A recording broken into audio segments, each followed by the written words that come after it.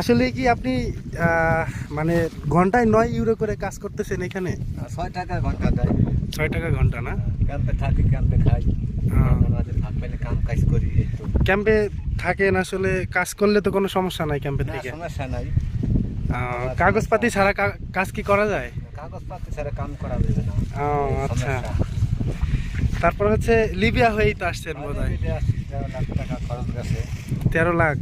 হ্যাঁ। 13 লাখ টাকা খরচ করে এই পেয়ান্তা গাছের হ্যাঁ, কাজ করতেছেন কাজ খেতে, করতেছি। কষ্ট হয় না ভাই? কষ্ট তো হয় ভাই, কষ্ট ছাড়া তো কাম নাই দেশে। আচ্ছা, যাক ভালো। তো মোটামুটি তো এই যে যে টাকা পয়সা খরচ করছেন, তো এই টাকা পয়সা দেশ থেকে কেমনে কি ম্যানেজ করলেন? ওই জমি আসলে জমি বেচকে আইছি, তাই না? সুদে আছে, আলাত মালাত আছে, এরকমই। যারা আবার আপনার হচ্ছে এই লিবিয়া হয়ে ইতালি আসতে চায় তাদের জন্য কি বলতে চান? তাদের জন্য